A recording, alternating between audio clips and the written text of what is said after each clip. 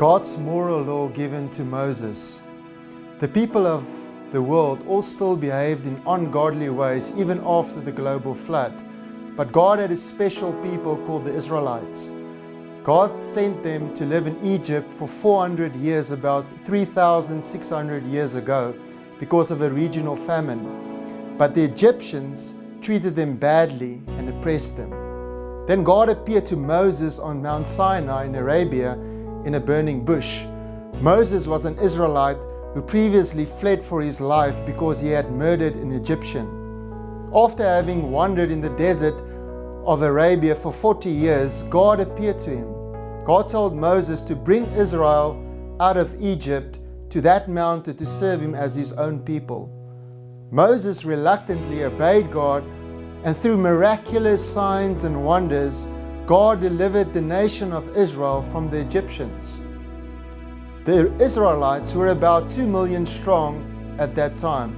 God destroyed the army, nation, and livestock of Egypt with his awesome power because of the Egyptians' rebellion and sinfulness, and for his own glory.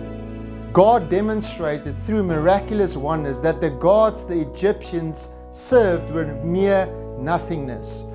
God had a purpose for his people Israel. When the Israelites came to the mountain of Sinai, God told Moses to climb the mountain alone. There on the mountaintop, God gave Moses the 10 commandments engraved in stone tablets in the midst of lightning, thundering, and fire after Moses had fasted for 40 days and 40 nights. The 10 commandments given to Moses were God's will for the people of Israel concerning how God wanted them to live as his own people. The 10 commandments were the expression of God's character, nature, and holiness. The 10 commandments show us what God expects of us and what our relationship with God and our fellow human beings should be. God gave many other commands to Moses as well. God again made a covenant with his people Israel at the mountain and said that he would be Israel's God if they obeyed his commandments and statutes. The sacrificial ordinances where animals had to be slaughtered were part of God's covenant with them. God's book, the Bible, states in Romans chapter 2 verse 15 that God's moral law is written within each person's heart. This means that God has given us a conscience to live by.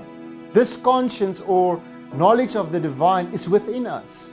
God has written his laws in our hearts even if we have never heard the 10 commandments.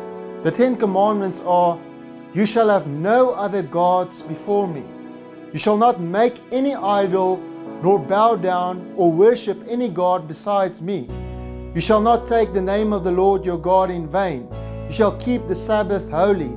You shall honor your mother and your father. You shall not murder. You shall not commit adultery. You shall not steal. You shall not bear false testimony. And you shall not covet. The New Testament reveals the real meaning of the law. Jesus said that if you only look at a woman with lust, you have committed adultery with her in your heart. And in 1 John chapter 3 verse 15, it says that if you hate your brother, you have committed murder in your heart. Romans 7 verse 12 says that the law of God is holy and the commandment holy and just and good.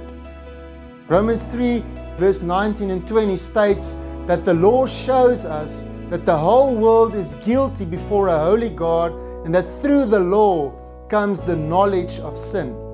Psalm 19 verse 7 also says, the law of the Lord is perfect, converting the soul. No human being who has ever lived has kept the 10 commandments.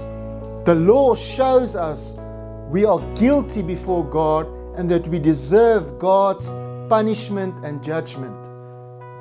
Have you ever experienced God speaking to your heart? This is God speaking to you through your conscience. This speaking will always correspond with and never contradict the 10 commandments given to Moses and Israel by God.